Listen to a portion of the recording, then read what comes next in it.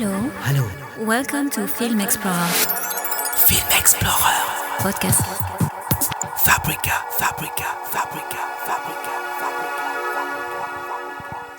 Hello and welcome to the Film Explorers live podcast Fabrica at Bildrausch Filmfest in Basel. We are sending directly from the Cult Kino, which is in a cinema in the middle of the festival. That's why it's sometimes a bit loud. I am Jeannette Wolf. And this year's edition has started on Wednesday with its main topic, with confidence. And you?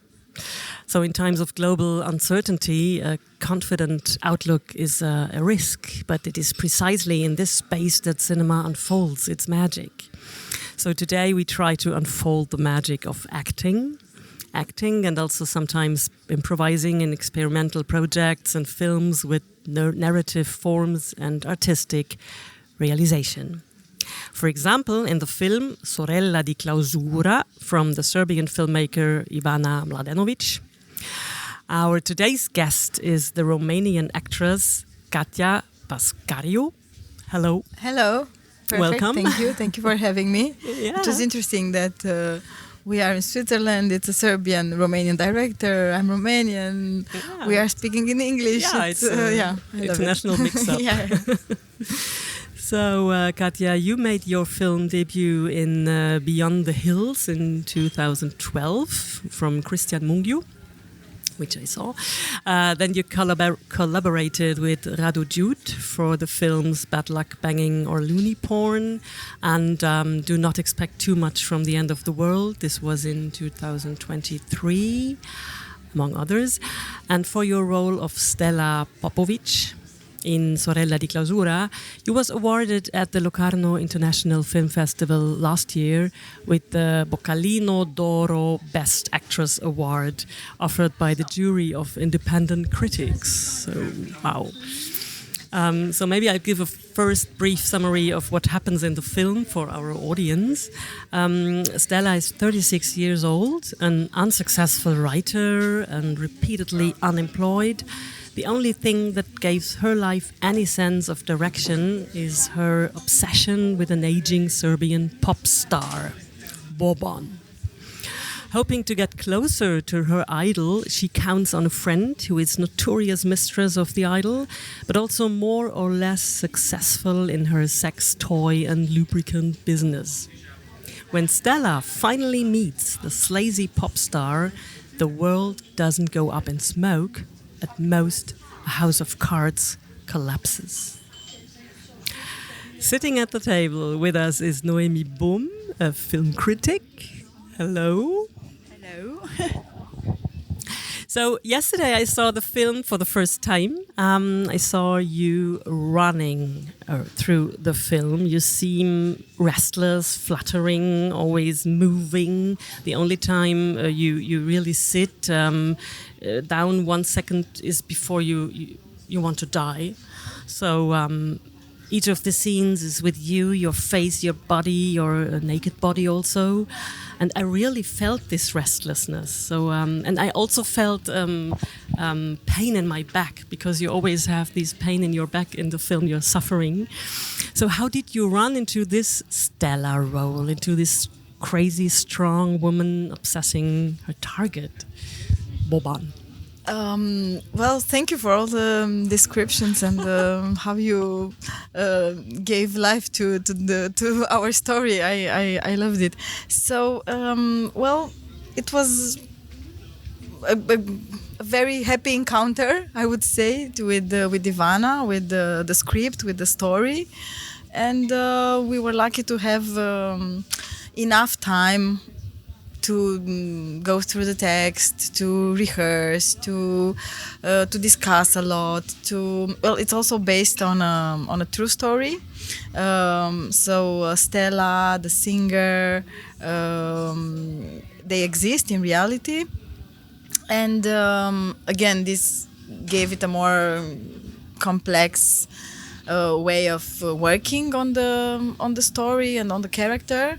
I come from theater. I do a lot, mainly theater, and it's I really appreciate when we work with real characters and real stories. I find it's a lot richer what they bring to the table, and what I find it that it's not limiting. Actually, it brings more possibilities to the table when you have real stories, real characters. It's always more surprising than what would fiction bring, I imagine. Yeah, like you have a real role model then too. Exactly. And as reality it is a lot of times more surprising and more complicated than we would imagine in a fictional story. Purely fictional, because this one is based on reality, but then of course the authors created the script and the story for the movie. So we worked a lot first on the story and on the intentions of the character, but then of course you have to find also the right tone of the story, how you say the story, how she looks, how she acts, what's her energy, like you described. And I guess we rehearsed it a lot, but we found it when we started shooting. I guess it's a bit different in movies than in theater. And in movies, you prepare, but you give it the actual note when you're on the set. And I think the first days, it's interesting because we didn't shoot chronologically. We actually started with the last part. Typical in the film, yeah. Yeah, exactly. And we were lucky. At the beginning, we thought it might complicate our life, this. But actually it was better because the last part of the movie is a bit slower, it's a bit darker, so we had a bit more time to discover the character.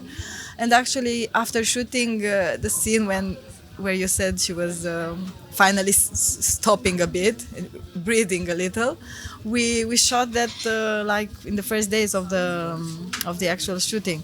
So we started with that, with the end of the movie. And from that we created this energy, and it grew as we were shooting. And I think I just want to add something before you. Sorry for adding that, but you said that the theme of the I don't know the word in German, but it's courage, right? The theme of the festival. Yeah, it's Zuversicht or something like that. Zuversicht. It's confidence or trust. Yeah. And I think a lot of people say that this character Stella, she's crazy, she's obsessed, but actually I find her very courageous. But it's a very special kind of courage, I find.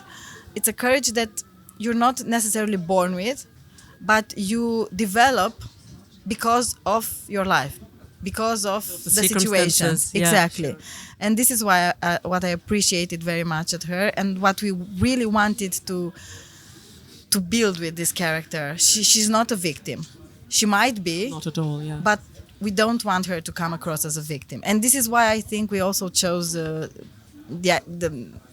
we chose to make it more as a comedy, although the actual story is very, very sad. Yeah, so it was a very long answer. But No, that's good. That's good. But it was a very, very, very good in meeting with Ivana, and I really loved working with her and with the whole team. Yeah, that's important to have a good connection also to the colleagues. Yes, and we also needed some time because director. some actors are professional actors and some of the actors are not professional actors. So we also needed to I don't know, to find the good harmony between us, so you don't feel that. Yeah. Noémie, what do you think? I was quite fascinated by the energy of this character, and I was wondering, how did you prepare yourself in a specific way to be so physically involved in the way you're playing, you're acting? I think it was a combination of, as I said, rehearsing and discovering the character and creating the the biography of the character, and then starting to actually try to impersonate her.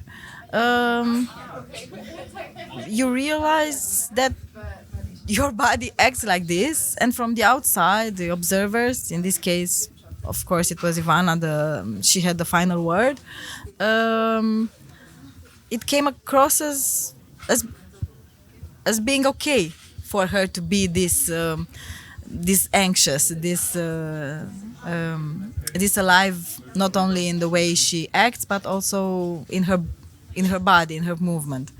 So, and also because I think at some point you just give yourself to the character, and in my opinion, it's the responsibility of the people from the outside to say more or less, do like this, stop doing that, stay here, go there.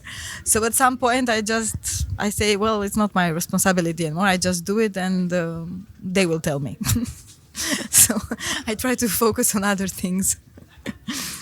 I'm probably jumping now, Giuseppe Salvatore from Film Explorer, because you mentioned this mixture of actor and non-actor, so professional actor and non-professional actors, let's say, like this. And I was to work in this mixed team and forcing probably yourself to be more yourself, to play your own persona through your own personal experience, or on the other way, is more pushing the non-actors to learn to be active. I mean, I'm quite curious now to see how did you experience this, or if for you common probably to work like this. Well, it is provocative because you have to find, as I said, a right to harmonize, to find the good harmony between us, because we definitely come with different experiences, and I wouldn't put it into who's better and who's less good at acting, because a lot of times we as professionals kind of lose a lot of I wouldn't say necessarily that we become artificial, but being professional, a lot of times you just push a button and you go there. And so it was very refreshing, first of all, to work with them. And I felt like I was a bit responsible to take care of them. So I think it helped me, because I wasn't so much focused on myself. I was more focused on them. So I think that actually helped. So I was very thankful for that. And also, in a way, so there are advantages of being a professional, because sometimes it's easier, some things, some techniques. So from that point of view, it's easier. But they had this curiosity. They had this very fresh energy that I tried to get into, and also I was feeling like I have to take care of them. I have to provoke them, but still make it safe for them, because I'm the professional. I know how this goes, and so I think it helped me very much, and I think it gave me more courage, actually. Also, in the sense to be more yourself. I mean, to dive into your own experience as try Katia to Pascariu. be, exactly, because they were playing characters, but they not having the experience of our school and everything. They were more themselves into a sort of situation, so they were starting from themselves. So I tried, in a way, to follow them. Yeah, exactly. I tried to be on the same path with them, because a lot of times, actually, I'm not sure if you have this experience, but if you see, especially movies, I think, where you have professional, non-professionals, the non-professionals are the worst actors, actually, not the professionals. The non-professionals are the good ones. So you believe more the non-professional than the professional. So I felt like. Exactly as you said, I cannot play too much. I have to be more of myself, so I would be as natural as they would be. Well, that's a good aspect. So Boban, for example, he's a non-prof. non-professional, but actually he's at his second movie. He's actually Ivana's father, and he's a doctor, veterinarian.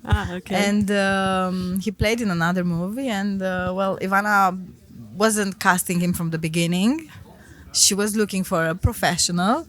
But as it happens, sometimes the non-professionals are more suitable, and especially for Ivana's movies, it was her first experience with the professionals. Actually, at the beginning, when she was preparing the movie, she was imagining she was going to work again, like in her other projects, only with the non-professionals. Okay. Yeah, That's interesting. but at some point she said, well, maybe it would be interesting and useful to have a few professionals for the main characters. So she made a good choice with you, I would say. I was lucky to be there. Yeah. Yeah. So, in my opinion, the film is really about strong women, about fighting. They fight for themselves. They don't care at all about what the Romanian society in 2008. Now, the film is situated in 2008. What they expect from women: to be married, to get children, to be at home, to work at home. So, Vera Pop and Stella Popovic. 2008 or 2026, it's the same. It's the same. Okay. So, and in this aspect. And both seem to cooperate against men. So although this film is a comedy or has sometimes about trashy moments, its power and its sobriety is really a fact. And that was I was impressed about that. So I'm happy you're saying that. And it was, again, something very intentional. And we were very careful with that because, unfortunately, as I said, it's based on reality. And in reality, the men in the story are not as, let's say, nice and funny as they come across in the movie. So Ivana really tried to soften them a bit, but the reality is harsher and not as funny as our movie. But the intention of the movie, it was to give this power, let's say, that maybe in reality we strive for, but we never find. So maybe at least in the movie, at least that you can achieve a little more empowerment, a little more hope, a little more courage and force. But so it was intentional, all that, and it was intentional to make it so clear what women are facing, and also what women in a specific social class are experiencing, and in a specific social and political context. So it's because all the decisions and all our choices and all our relationships really are not only by choice, are a lot of times by what happens and where we are born and what are we born into and how we look and especially in this time, maybe you can give a short description of the atmosphere in 2008. Romania was short before to go into the European Union. So it was this moment when big exceptions. When everyone was from whatever class or profession or space, I don't know, kind of living you had in Romania at that point, you had, and whatever age you had, you really felt like something's big gonna happen. We're gonna be in the EU. Finally, we are part of this European family. We are going to be like, I don't know, Romania will be German. Will be Germany, but it didn't happen. Everything was about money. Everyone was talking about how our life is going to be better, and how I don't know, in Romanian you say dogs are having pretzels on their tails, like this fantasy world, or like pigs are flying, something like that. Yeah. So everyone was talking about money, and we tried to have that so there were these big expectations, these great expectations, these high hopes that our lives will be better. Everything will change. Yeah. And it didn't. It didn't for the majority. It did for some, The winners won more, the losers lost more. And our story is about the losers who have a lot of fun, definitely. And standing. Yes, and they laugh a lot and they live intensely. But yeah, we are the losers, I don't know. About this political aspect of the film, I would like to know, because you are known in Romania for your political commitment, also in theater, in your theater work. So was Ivana also casting you because of this? Do you think that you were a sort of inspiration also for her, or you brought to the film something specific from in terms of political commitment, or you're just on the same level with her? You shared. I would love to imagine that it came across while saying the text, while interpreting Stella, the fact that I have a intense social political conscience. I hope that it helped me in the way I act and in the way I come across. I think that if I wasn't suitable for the character, I think Ivana would have said, well, we can have a nice beer together, but so I think it matters. In my opinion, it matters. It matters in how I choose what I do. And I imagine that everything I am as a person is important in the way I act and in the stories, in the way I contribute to the stories I am part of. But yeah, I'm not sure if it's. I think it counts. I hope it counts. Yeah. But not in the creation of the character. I mean, Ivana developed this character independently of you, or. Yes. She had worked on the story for many years, and as I said, there is a real Stella. Her name is Liliana Pelic, and so it is based on her, and it is a lot of her. But I think it was. I think it mattered. I think it mattered as how we understand her, and also how you see her in relation, in situations. So how she reacts, how she, a lot of things that are spoken, and also a lot of things that are not spoken but are visible. Because, and I hope that it helps me understand better and empathize better with the characters. About politics, I was wondering if it was a strong choice to have so much nudity at the screen. Like she chose to do that to show a big contrast with this very conservative society. How did it happen? Well, some were already like from the beginning in the script. Some I think we decided also on the spot. But, well, I knew from the beginning that it implies nudity, and I was okay with that. And so there is no problem on that aspect. But definitely a lot of times, so it's not like if the actors want or not, but it's also why do you bring nudity to the screen? And I think here, probably Ivana would answer with more details, but it was important, as you said, so not only to imagine it, but also to have it there. In a political way, the body of a woman, that you would see it, but maybe not in the ways you normally see it in a more popular or traditional movies. I think were also some reasons, like as you said, like cinematographic and aesthetic reasons that she wanted it to be there. But also because it's a woman, it's the body of the woman. But in some context that a lot of times you would see it from other points of view, shot differently, in other situations.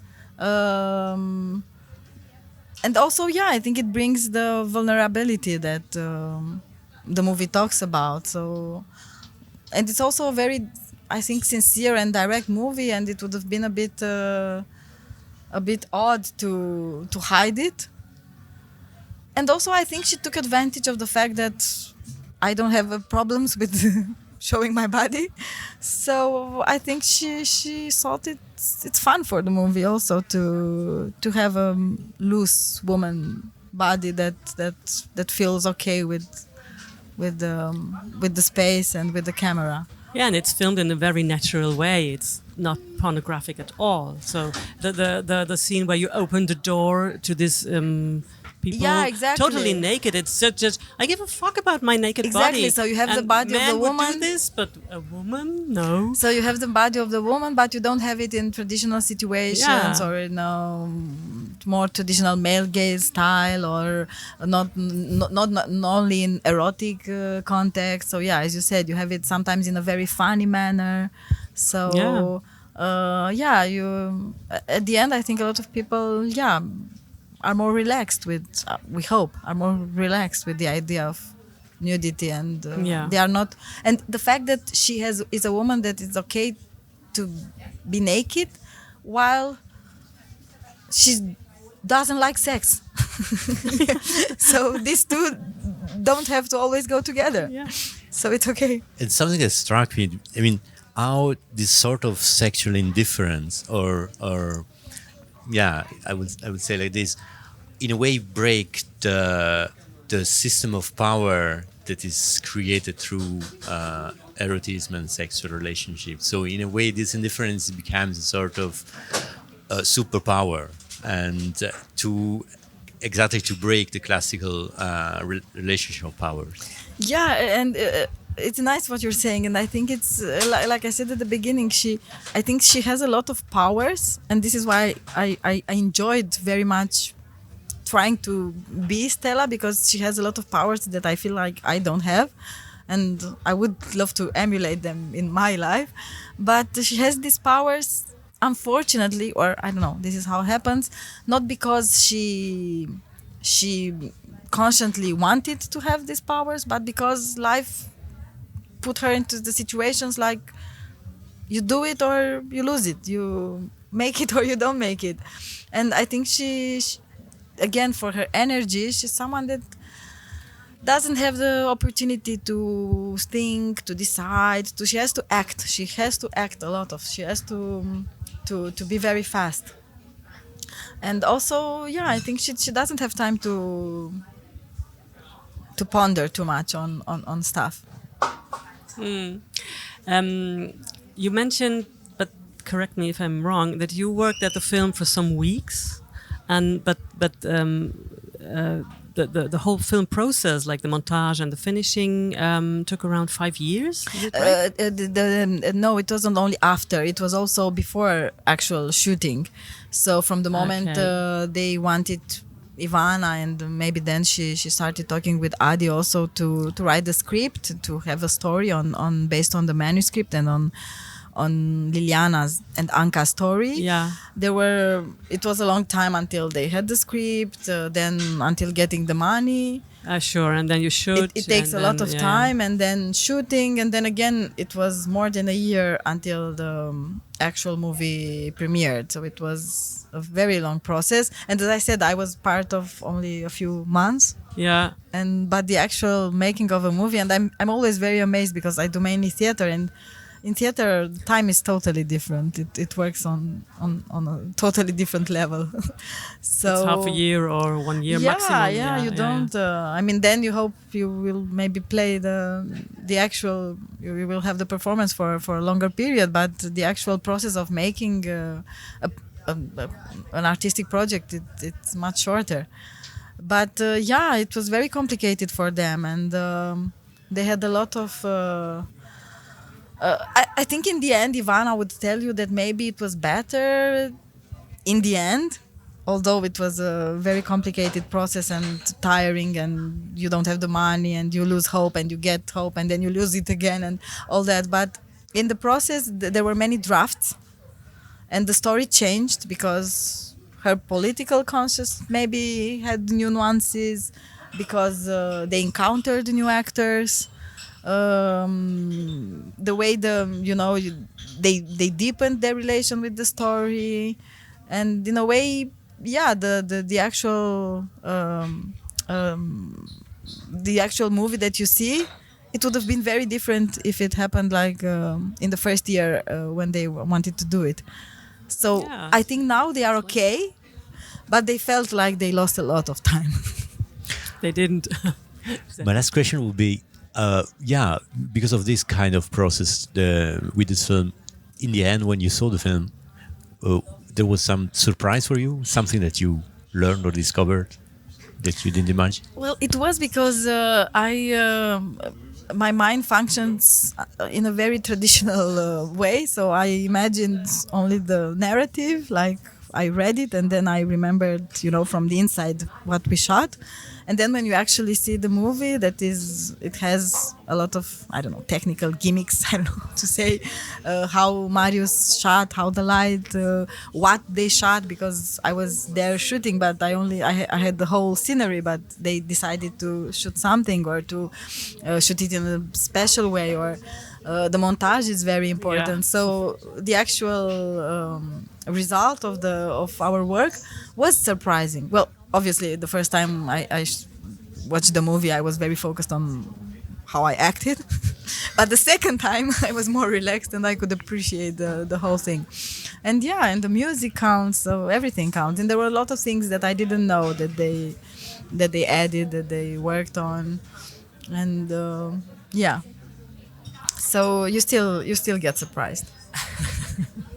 Yeah, I think we'll come to an end if no one has anything to say now. Thank you very much, Katia. Thank you very much. Noémie and Salvatore for being our guests at the Fabrica live podcast from Film Explorer about the film Sorella di Clausura and your work. And also thanks to Olivier Legras, responsible for the technical part of the podcast. So have a nice festival. Thank you. Hello. Hello. Welcome to Film Explorer. Film Explorer. Podcast. Fabrica.